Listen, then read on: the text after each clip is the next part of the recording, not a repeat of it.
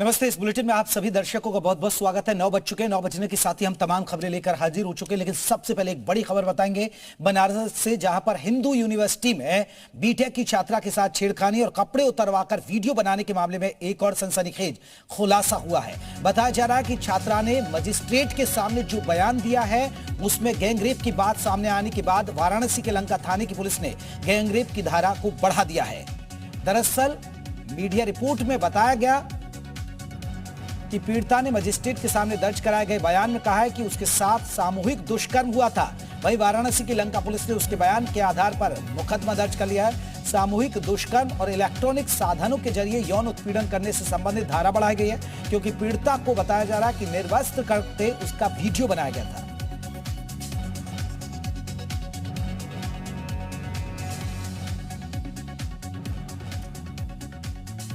तो छात्रा के बयान के बाद धारा बढ़ा दी गई है। मजिस्ट्रेट के सामने छात्रा ने बयान दर्ज कराया है जिसमें गैंगरेप की बात कही है।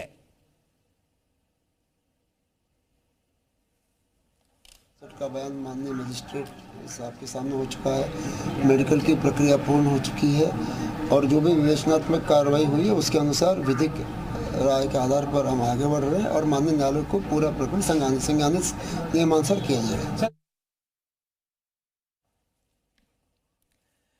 तो क्योंकि पीड़िता को निर्वस्त्र करके उसका वीडियो बनाया गया था, तो बीएचयू की बेटी मांगे न्याय। आपको बता दें ये बड़ी खबर, क्योंकि गैंग रेप की धारा लगाई गई है, अब बढ़ाई गई है। और मजिस्ट्रेट के सामने जब छात्रा ने, आपको बता दें, इस मामले में शिकायत की, उसके बाद अपने बयान दर्ज कराए।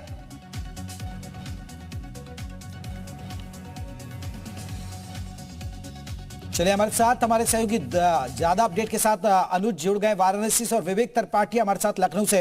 अनुज, सबसे पहले आपसे, गैंग रेप की भी बात सामने आ रही है, क्योंकि मजिस्ट्रेट के सामने छात्रा ने बयान दर्ज कर दिया, यानी मामला बेहद गंभीर है ये।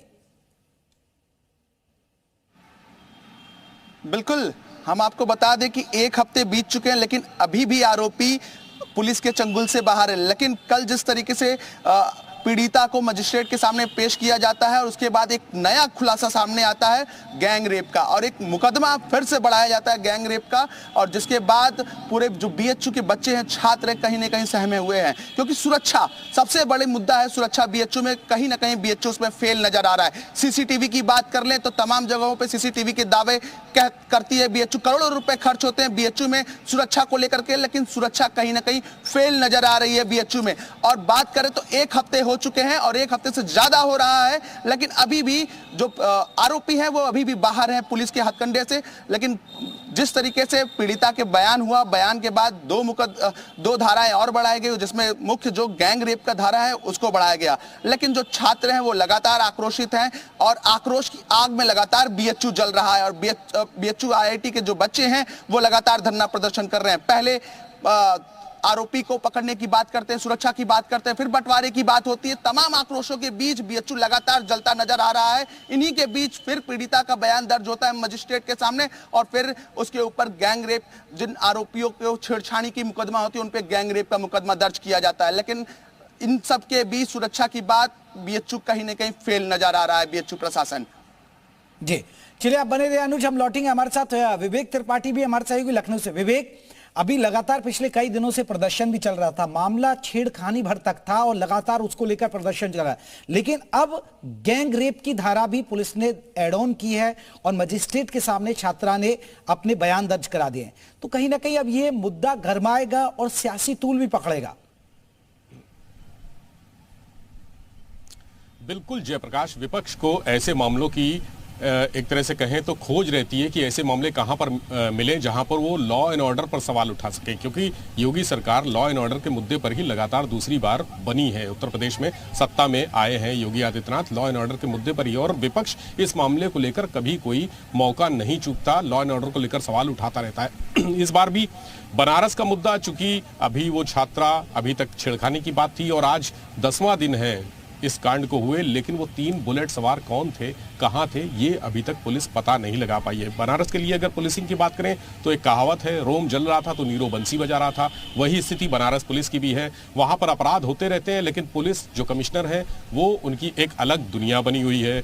वो अपनी ही दुनिया में मस्त रहते हैं। फेसबुक और ट्विटर और एक्स जैसे सोशल प्लेटफॉर्म पर तो नजर आते हैं, लेकिन पुलिसिंग में वो बहुत ज्यादा एक्टिव नहीं दिखते। यही वजह है बनारस में लॉ एंड ऑर्डर लगातार बिखरता जा रहा है, कानून व्यवस्था चौपट हो रही है और अपराध बढ़ रहे हैं। आप सोचिए कि एक लड़की के साथ बीएचयू कैंपस में ही, आईआईटी कैंपस में ही घटना होती है और 10 दिन आज पूरे हो गए, आज तक ये नहीं पता चल पाया कि आखिर कौन लोग थे, वो बुलेट से कहां से आए और कहां चले गए। क्या उनको धरती निकल गई या आसमान खा गया, कुछ भी जानकारी नहीं है। एसटीएफ लगाई गई है, क्राइम ब्रांच लगाई गई है, जो आंदोलन कर रहे हैं छात्र हैं उनका कहना है कि एसआईटी बनाई जाए, सीबीआई से जांच कराई जाए, लेकिन मूल जो पुलिस का काम है, जो पुलिसिंग होनी चाहिए, जिस तरह से क्राइम कंट्रोल होना चाहिए, अपराधियों को पकड़ना चाहिए, उन पर नियंत्रण होना चाहिए, वो बनारस की पुलिस नहीं कर पा रही है। और ये बड़ा सवाल है। इसको लेकर लखनऊ तक और मुख्यमंत्री कार्यालय तक, यानी गृह विभाग के जो अधिकारी हैं उन तक जानकारी है कि बनारस में पुलिसिंग बुरी तरह से फेल है। हालांकि जो अभी व्यवस्था है पूरी तरह से चौपट है। इसको लेकर परिवर्तन भी देखा जा रहा है कि आगे जो आने वाले समय में तबादले होने हैं, पोस्टिंग होनी है, वहां पर बनारस में एक अच्छी जो अधिकारियों की फौज है वो लाई जाए। चूंकि कमिश्नरेट है, कमिश्नरेट में तमाम आईपीएस अलग अलग होते हैं, 10 से 12 आईपीएस, 15 आईपीएस तक होते मौजूद हैं। और ऐसे में कहा जाता है कि जहां पर इतनी आईपीएस की फौज हो, वहां पर जो मॉनिटरिंग होती है वो बेहतर होती है, क्राइम कंट्रोल बेहतर हो सकता है। लेकिन बनारस में स्थिति बहुत खराब होती जा रही है। विवेक बने रहिए, अनुज आप भी बने रहिए। लौटेंगे हमारे साथ साक्षी सिंह है, राष्ट्रीय सचिव है एबीवीपी की, वो हमारे साथ जुड़ गए। साक्षी जी, आपका बहुत बहुत स्वागत है। अभी जो बीएचयू में चल रहा है, बवाल चल रहा है, लेकिन बताया जा रहा है कि छात्रा के साथ गैंगरेप की घटना सामने आई है। अभी एबीवीपी इस मसले को लेकर क्या मांग कर रहा है और क्या आप लोग भी इस धरना प्रदर्शन में शामिल हैं? नमस्ते, धन्यवाद मुझे आप सभी के बीच में बुलाने के लिए। अभी अखिल भारतीय विद्यार्थी परिषद जो काशी हिंदू विश्वविद्यालय परिसर के अंदर में घटना घटित हुई है, उसके संदर्भ में हम जिस दिन पहले दिन भी आईटी के कैंपस के अंदर प्रोटेस्ट हुआ, वहां भी हम उन विद्यार्थियों के साथ थे। अगले दिन विद्यार्थी परिषद की तरफ से भी मेमोरेंडम्स दिए गए और प्रदर्शन भी किया गया विश्वविद्यालय में। और अभी भी हमारी मांग यही है कि जो अपराधी हैं उनको जल्द से जल्द पकड़ा जाए और उन पर कठिन से कठिन कार्रवाई की जाए, बल्कि उनको सजा भी दी जानी चाहिए, ताकि पूरे विश्वविद्यालय परिसर में एक जो सुरक्षा का माहौल जो है वो बिखरता नजर आ रहा है। और हम छात्राओं की सुरक्षा के ऊपर एक बड़े प्रश्न चिन्ह खड़े हो गए और हम खुद को सुरक्षित कहीं ना कहीं अब महसूस नहीं कर रहे हैं।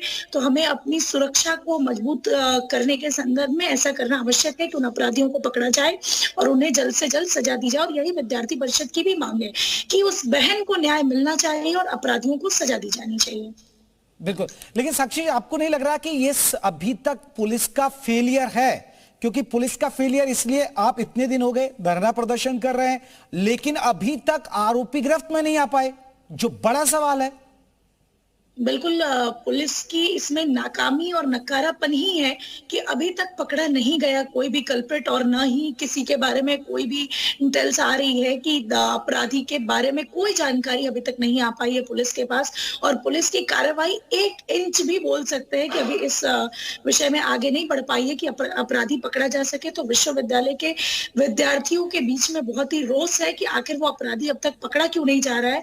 और इसी के कारण ही विश्वविद्यालय के अंदर विभिन्न स्थानों पर विरोध प्रदर्शन भी चल रहे हैं कि जल्द से जल्द अपराधी को पकड़ा जाना चाहिए। लेकिन साक्षी, क्योंकि तमाम जो स्टूडेंट्स हैं, आप लोग बात भी करते होंगे, क्योंकि क्या ये जानकारी कुछ मिल पा रही है कि ये बाहरी लोग थे या कॉलेज या यूनिवर्सिटी से ही संबंधित जुड़े लोग थे? हालांकि लोग कह रहे हैं कि वो बाहरी लोग थे, लेकिन इस बारे में अभी कोई ऐसी जानकारी, कोई परिचित या इस तरह के लोग थे जिन्होंने इस घटना को अंजाम दिया? नहीं, अभी तक ऐसी कोई जानकारी नहीं आ पाई है। यानी ये ऐसा बोल सकते हैं कि अपराधियों के संदर्भ में बिल्कुल जानकारी नहीं आ पाई है कि वो कौन थे। हालांकि मुझे नहीं लगता कि हमारे विश्वविद्यालय परिसर का कोई विद्यार्थी होगा, क्योंकि मैं वहीं पढ़ती हूँ और विश्वविद्यालय के अंदर के विद्यार्थियों के हाव भाव और संस्कारों से हम परिचित हैं। जरूर ही वो कोई बाहर का व्यक्ति ही होगा, उतनी रात्रि के समय में आना और इस तरह की घटना का घटित होना। इसलिए भी विद्यार्थी मांग कर रहे हैं कि जो आउटसाइडर्स हैं उनकी कैंपस में एंट्री को रिस्ट्रिक्ट किया जाना चाहिए एक फिक्स टाइम के बाद में, तो वो बिल्कुल ही बाहरी रहे होंगे। जी साक्षी जी, मैं लौटूंगा आपके पास। हमारे साथ हमारे सहयोगी अनुज भी वाराणसी से जुड़े हैं। अनुज, एक बड़ा सवाल है, जिस तरह साक्षी जी भी कह रहे हैं, लेकिन अभी तक पुलिस कोई सुराग क्यों नहीं तलाश पाई? और क्या कुछ अंदर खाने कोई खबर निकल कर आ रही है कि ये जो अपराधी थे ये कॉलेज कैंपस से जुड़े हुए थे या बाहर के अपराधी हैं? फिर अगर बाहर के अपराधी थे तो उनकी एंट्री कैसे हो गई? बिल्कुल, जिस दिन ये घटना घटती है उस दिन आईआईटी के बच्चे धरने पर बैठते हैं, लेकिन उसी दिन पुलिस 24 घंटे की मोहलत मांगती है कि 24 घंटे के अंदर हम अपराधियों को पकड़ लेंगे। लेकिन आज पूरे एक हफ्ते से ज्यादा हो चुके हैं, लेकिन अपराधी अभी भी पुलिस के चंगुल से बाहर हैं। लेकिन कहीं ना कहीं बात की जाए पुलिस कमिश्नरेट से, तो इन सब चीजों से बात करने पर निकल कर सामने आता है बातें कि उनका साफ कहना है कि हम लोग लगातार दबिश दे रहे हैं, टीम गठित किए हैं एक, और लगातार हम लोग दबिश दे रहे हैं। 20 से ज्यादा लोगों को उठा करके उनसे पूछताछ की जा रही है, लेकिन इन सब के बावजूद कहीं ना कहीं फेलियर नजर आ रही है पुलिस कमिश्नरेट। और साथ ही अगर हम आपको बात बता दें, जो बुलेट की बात है, बुलेट के साथ जो 3 लड़के होते हैं वो बाहरी बताए जा रहे हैं, क्योंकि साफ तौर से क्योंकि 10 बजे के बाद बीएचयू में बाहरी कहीं बहुत कम आते हैं। बीएचयू में कहीं ना कहीं हॉस्पिटल होने की वजह से हॉस्पिटल में जो मरीज एडमिट होते हैं उन्हीं के परिचित आते हैं। लेकिन जिस तरीके से ये घटना घटी, 3 आरोपी चिन्हित किए गए, लेकिन अभी भी वो कहीं ना कहीं पुलिस के हथकंडे से बाहर है। लगातार एक हफ्ते से 24 घंटे की मोहलत मांगी जाती है। 24 घंटे की मोहलत मांगने के साथ ही धरना खत्म कराया जाता है। फिर भी एक हफ्ते का समय बीत गया, अभी भी एक अपराधी नहीं पकड़ा गया। इसका आक्रोश लगातार बीएचयू के छात्रों में है, लगातार धरना प्रदर्शन कर रहे हैं, अपनी सुरक्षा की मांग कर रहे हैं, खुद की सुरक्षा के लिए वो आंदोलन कर रहे हैं, सड़कों पर बैठे हुए हैं। लेकिन अभी भी कई एक हफ्ते से ज्यादा बीत चुकी है और कुछ कहा नहीं जा सकता। लगातार पुलिस कमिश्नरेट से बातचीत करने की कोशिश की जा रही है, तो उनका साफ तौर से कहना है कि हम अपना काम लगातार कर रहे हैं, हम अपनी दबिश लगातार दे रहे हैं, हम आरोपियों की पकड़ने की पूरी कोशिश कर रहे हैं। लेकिन जहां तक ये बात करें तो जो 3 अपराधी आरोपी थे वो बाहरी थे और बुलेट से आते हैं अंदर, और जिस घटना को अंजाम देते हैं उसके बाद से बीएचयू पूरी तरीके से आक्रोश की आग में जल रहा है। लगातार एक हफ्ते बीत चुके हैं, लेकिन बिल्कुल बीएचयू आक्रोश की आग में जल रहा है। और जिस तरह साक्षी जी भी कह रही हैं कि अभी तक पुलिस की ये लापरवाही है। साक्षी जी बहुत बहुत शुक्रिया, विवेक आपका भी, और अनुज हमारे साथ जुड़े वाराणसी आपका बहुत बहुत शुक्रिया। तो सबसे बड़ा सवाल है कि बीएचयू की बेटी को न्याय कब मिलेगा? चलिए वक्त